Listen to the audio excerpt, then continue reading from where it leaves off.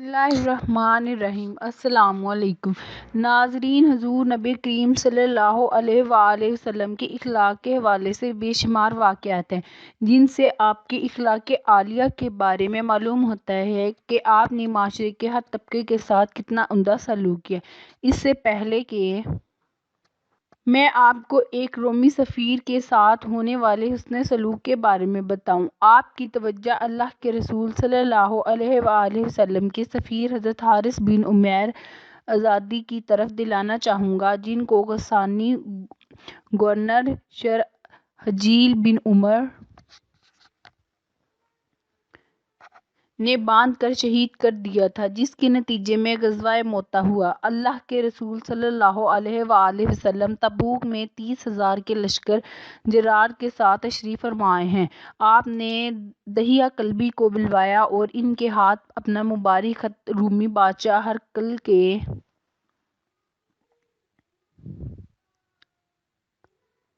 نام بھجوایا۔ دحیہ کلبی نہایت خوبصورت، بلند قامت اور نہایت بہادر آدمی تھے۔ وہ عرب کے مشہور قبیلے بنو کلب سے تعلق رکھتے تھے۔ اللہ کے رسول صلی اللہ علیہ وآلہ وسلم کا یہ ایجنسی جب فلسطین پہنچتا ہے تو ان دنوں ہرقل وہاں پر مقیم تھا۔ وہاں کیا ہوا، اس کے بارے میں ہم معلومات ایک تنوخی سے لیتے ہیں اور وہی ہمیں یہ واقعہ سناتے ہیں۔ ناظرین، ایک بات ذہن میں رکھیں کہ کسی عرب کا رومی بادشاہ کو خط لکھنا ایک غیر معمولی واقعہ تھا۔ تنوخی اپنی عمر کے آخری حصے میں شام کے شہر حمص میں مقیم تھا۔ یہ نہایت بوڑھے ہو چکے تھے۔ ان کے پاس ان کے پڑوسی سعد بن ابی راشد جاتے ہیں اور کہتے ہیں کہ اللہ کے رسول صلی اللہ علیہ وآلہ وسلم نے جو خط ہرقل کو لکھا تھا اور اس کے جواب میں ہرقل نے جو خط اللہ کے رسول صلی اللہ علیہ وآلہ وسلم کے نام لکھا تھا، کیا آپ ہمیں ان خطوط کی کہانی سنانا پسند کریں گے؟ تنوخی کہنے لگے، ہاں، کیوں نہیں۔ چنانچہ انہوں نے جو کہانی سنائی وہ ناظرین کی خدمت میں پیش ہے۔ ہرقل کو جب اللہ کے رسول کا خط ملا تو انہوں نے پادریوں اور دیگر ذمہ داروں ان حکومت کو بلوایا، محل کے دروازوں کو بند کر لیا اور درباریوں اور پادریوں سے کہنے لگے، ہمیں اس نبی کی طرف سے ایک خط ملا ہے جس میں انہوں نے 3 چیزوں کی دعوت دی ہے: ایک، تم سب لوگ اسلام قبول کر کے اللہ کے دین میں داخل ہو جاؤ، یا پھر ہمیں اپنی زمین سے خارج یعنی جزیہ ادا کرو۔ اگر تمہیں دونوں شرط منظور نہیں تو پھر لڑائی کے لیے تیار ہو جاؤ۔ دربار کے لوگوں نے ہرقل کی گفتگو سنی تو غصے سے پھنکارنے لگے۔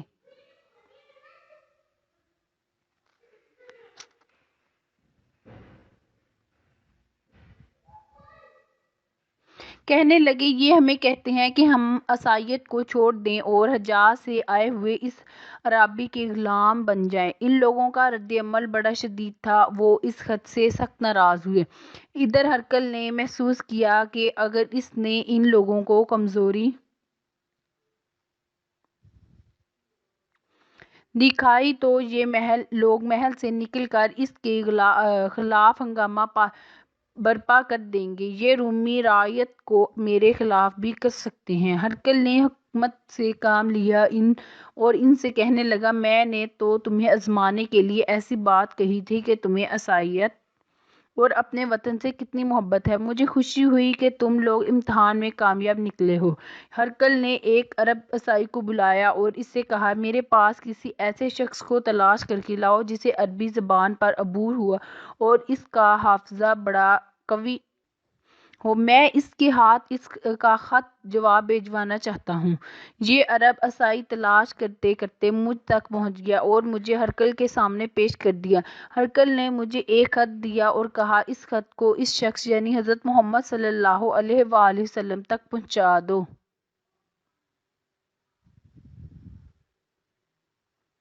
ہرقل نے مجھے ہدایات دیتے ہوئے کہا، تم پوری توجہ سے ان کی بات کو سنا اور دیکھو گے، تم سے ان کی کوئی بات چھیننے نہ پائے، ان کی ہر بات یاد کر لینا، پھر جو تم نے سنا اور دیکھا ہوگا مجھے بتانا۔ ہرقل نے مجھ سے کہا، ہاں سنو، تم 3 چیزوں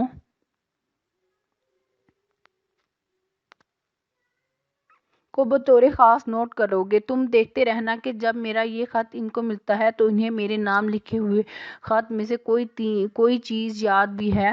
اس بات کا خیال رکھنا کیا میرے خط پڑھتے وقت وہ رات کا ذکر کرتے ہیں۔ ان کی پشت مبارک پر دیکھنا کہ تمہیں ان کی کوئی چیز عجب کرتی ہے۔ تنخوئی کہتے ہیں کہ میں ہرقل کا خط لے کر چل پڑا۔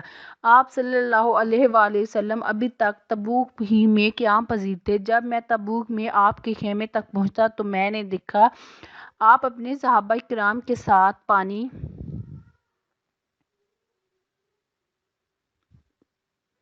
کہ ایک کنویں پر اپنا کندھا ننگا کر کے تشریف فرمائے ہیں۔ میں آپ کی خدمت میں حاضر ہوا، آپ کے سامنے بیٹھ گیا، پھر میں نے خط نکال کر آپ صلی اللہ علیہ وآلہ وسلم کی خدمت میں پیش کیا۔ آپ صلی اللہ علیہ وآلہ وسلم نے خط کو اپنی گود میں رکھ لیا اور ارشاد فرمایا، تم کون ہو؟ میں نے عرض کیا کہ میں تنخوئی قبیلے کا ایک فرد ہوں۔ آپ صلی اللہ علیہ وآلہ وسلم نے پوچھا، کیا تمہیں اپنے باپ دادا حضرت ابراہیم کے دین حنیف اسلام کے ساتھ کوئی دلچسپی ہے؟ میں نے جواب دیا، میں اپنی قوم کا سفیر ہوں اور اپنی قوم کے دین و مذہب پر ہی ہوں، میں انہی کے مذہب پر رہوں گا۔ اللہ کے رسول صلی اللہ علیہ وآلہ وسلم یہ سن کر مسکرا دیے اور ارشاد فرمایا، بے شک آپ جس کو پسند کریں اسے ہدایت نہیں دے سکتے، بلکہ اللہ تعالیٰ جسے چاہتا ہے ہدایت عطا فرماتا ہے۔ پھر آپ صلی اللہ علیہ وآلہ وسلم میری طرف متوجہ ہوئے اور ارشاد فرمایا، تنخوئی میں آئی۔ میں نے کسری، نجاشی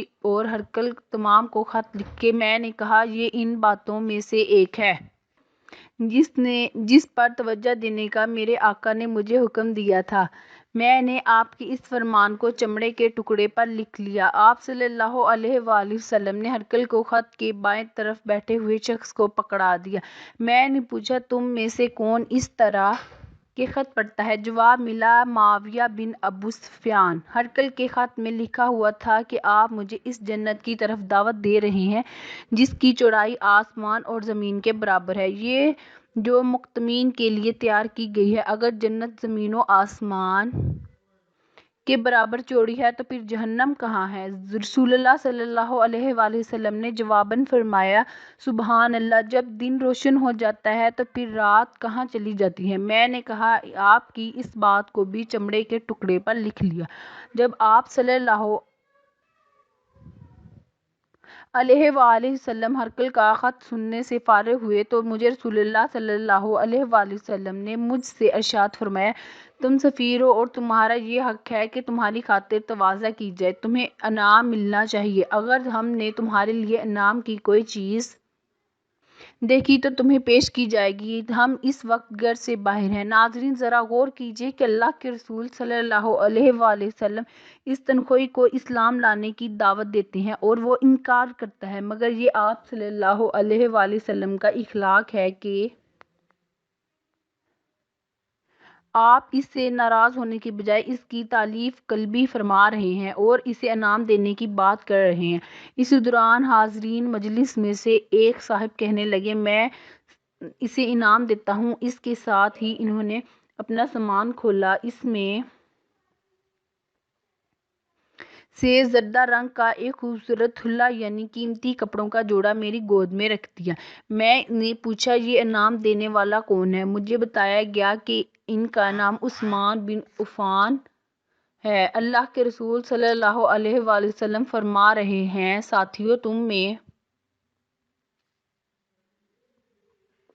سے کون اس مہمان کی میزبانی کرے گا؟ ایک انصاری صحابی نے کہا، یا رسول اللہ، اس کی میزبانی میں کروں گا۔ میں اس انصاری کے ساتھ کھڑا ہوں گا اور مجلس سے نکل کر جب باہر جانے لگا تو رسول اللہ صلی اللہ علیہ وآلہ وسلم نے مجھے بلایا اور فرمایا،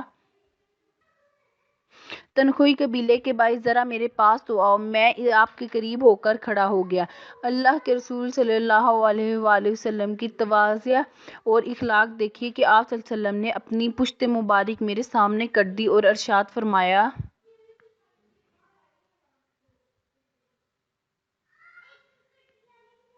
اسے بھی دیکھ لو، اسی کے بارے میں تمہیں ہرقل کی جانب سے ہدایت دی گئی ہے۔ میں نے آپ کی پشت مبارک کو دیکھا تو آپ کی پشت پر ختم نبوت موجود تھی۔